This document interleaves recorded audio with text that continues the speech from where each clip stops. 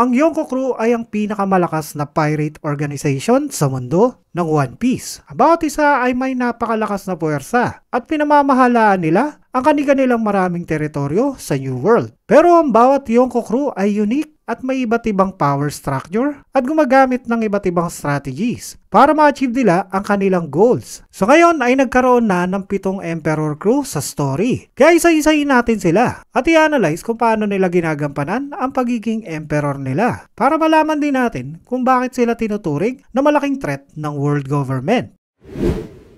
Ang Cross Guild ay isa sa pinakabagong emperor na pinakilala sa story. At may nagsasabi na ang Cross Guild ang nababagay na makakuha ng One Piece treasure. Dahil kahit na ang pirate crew na to ay binuo ng former warlords na si Crocodile at Mihawk, sa bandang huli ay naging chief officer lang sila ng crew. Dahil sa napakadaming coincidence at divine luck ay si Buggy ang naging president ng Cross Guild. Noong una ay naiinis si Crocodile at Mihawk dito na muntikan na nilang patayin si Buggy. Pero bandang huli ay napagkasunduan nila na gawing figurehead si Buggy ng Cross Guild para si Buggy ang maging target ng government. At ang reason kung bakit nasabi na ang Cross Guild ang nababagay na makakuha ng One Piece ay dahil ang bawat member ay nire-represent ang 3 bagay na na-attain ni Roger noon sa kanyang journey. At ito ay ang wealth, fame at power. Si Crocodile ay ang nagre-represent ng wealth dahil sa kanyang halos infinite na supply ng pera. Dahil sa connection ni Crocodile sa madaming underground organizations. Si Buggy naman ang nagre-represent ng fame. Dahil sa kilala si Buggy bilang dating member ng Pirate King crew na Roger Pirates. At ang pagiging involved din ni Buggy sa maraming major events sa mundo ng One Piece. Habang si Mihawk naman ang nagre-represent sa power. Dahil siya lang naman ang kilalang strongest swordsman in the world. Pero may iba pang dahilan kung bakit ang Cross Guild ay kinakatakutan. Na kahit ang former fleet admiral na si Sengoku ay gustong ma-eliminate agad ang Cross Guild. So far sa series, kapag ang pirata ay gustong kumita ng pera, ang effective na paraan ay humuli sila ng mas mahinang pirata kaysa sa kanila. At isuko ang mga to para makuha nila ang bounty na nakapatong dito. Pero ang Cross Guild ay biglang binago ang sistema at nagumpisa silang mag-issue ng bounty sa mga marine officers. Ang ginawa na to ng Cross Guild ay nagbigay ng malaking problema para sa world government. Dahil ang mga pirata ay pwede nang manghunt ng mga mahihinang marines para sa bounty ng mga to. At ang malalapan nito ay kahit ang mga ordinary citizen ay nabubulag din sa pabuya na nanghunt na din sila ng mga marines. Nangyari na to sa story kay Vice Admiral T-Bone na inassassinate ng isang matanda na kinailangan ng pera para makakain ng pamilya niya. Pagkatapos ito, ang matanda ay ginawang member ni Buggy ng Cross Guild para maprotektahan nila ang matanda sa mga marines. Ayon kay Sengoku, kapag napadala sa mga ganitong pangyayari ay siguradong masisira ang moral ng mga marines dahil hindi na nila alam kung sino pa ang pagkakatiwalaan nila. Ngayon baka iniisip nyo kung gaano ba kalaki ang bounty na pinapataw ng Cross Guild sa mga malalakas na marines. Ang bounty ng isang marine captain ay at least 1 star na ang katumbas ay 100,000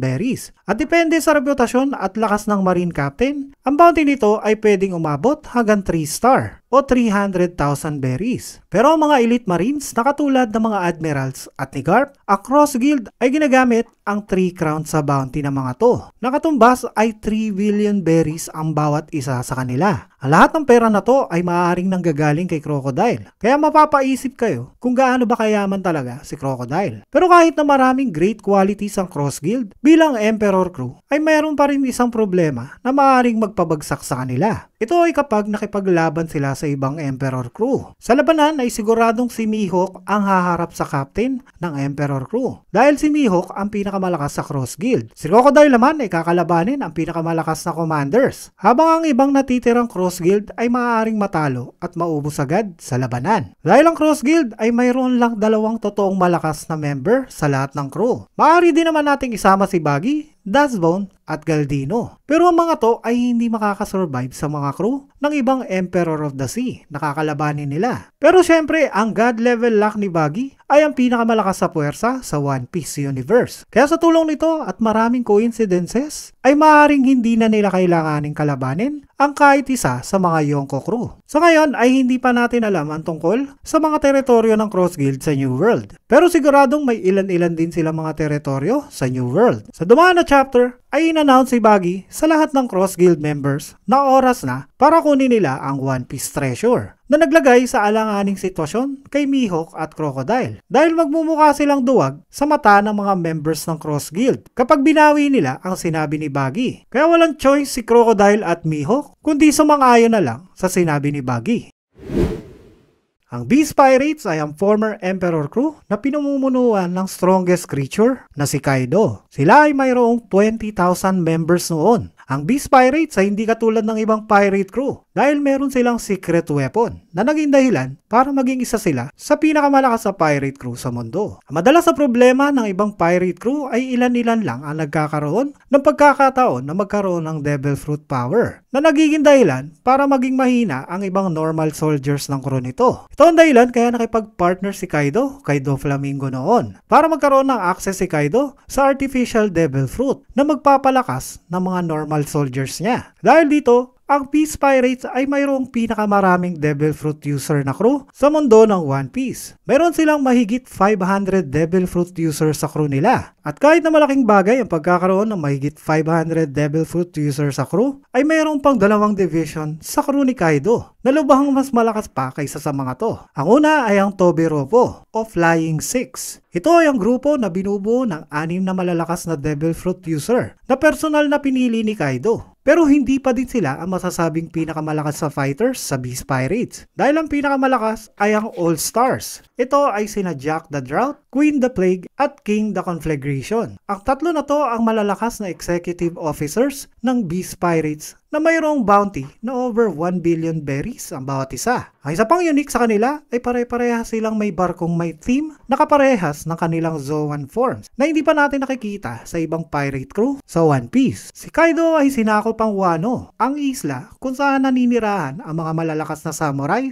at ninja. Dito, ang Beast Pirates ay nagtayo ng mga weapon factories na gumagamit ng drunken iron ore na matatagpuan lang sa Wano. Ginawa din nilang base ang isla ng Onigashima at sinubukan pa ni Kaido na dalhin ang isla sa sentro ng Wano at ibagsak to dito para wasakin ang capital ng Wano. Bukod sa Onigashima at Wano, ang isa pang known territory ng Beast Pirates ay ang hindi pinangalanang Winter Island na nasa New World. Alam natin na mapagmalupit si Kaido at mga crew nito sa kanilang mga kalaban. Pero mas malala pa ang mararanasan mo kung maninirahan ka sa nasasakupang lugar ni Kaido bilang normal citizen. Ang mga tao na nagtatrabaho sa factory ni Kaido ay mayroong napakaliit na sweldo na sapat lang para makasurvive sila. Maigpit na ipinagbabawal din ang pag-alis sa isla. At kapag sinubukan mo to at nahuli ka, ay ikukulong ka at gagawin kang slave worker ng Beast Pirates. Walang nangangahas na atakihin ang teritoryo ng Beast Pirates. Pero kapag mayroong sumubok na umatake dito, ay hindi magiging involved si Kaido dito at uutusan lang niya ang mga tauhan niya na sila ang umatake sa intruder. Dahil kailangan mag-focus si Kaido sa mas mahalagang bagay para sa kanya. Ito ay ang pagpapakalasing sa alak. Pero ano ba ang ultimate goal ng Beast Pirates? Para lang ba hanapin ang One Piece treasure? Nakita natin na hindi lang yan ang goal nila. Dahil ang totoong goal nila ay mas malagim pa kaysa dyan. Noong una ay nakipag-alayan sila sa isa pang Emperor crew na Big Mom Pirates. Pero hindi ito nagtagal dahil natalo agad sila sa Wano. Pero kung sakaling nanalo si Kaido at Big Mom, ang ultimate goal nila ay hanapin ang lahat ng mga ancient weapons at gamitin to para ma-takeover nila ang buong mundo.